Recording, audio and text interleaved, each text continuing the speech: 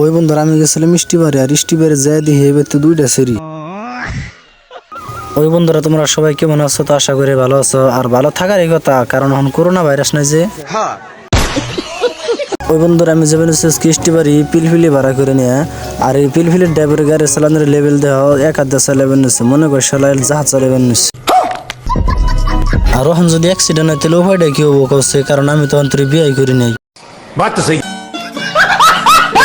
আর এই পুস্কিরে কইলাম যে তুই রাস্তা মিশে কি দেখ যদি দেখতেছি গাড়ি যদি এবার কোনো বাজিয়ে দেয়, কারণ তুমি তো কয়েকদিন পরে বিয়ে করার, আর আমি তো তা পারব না, কারণ আমার প্রায় 10 বছর।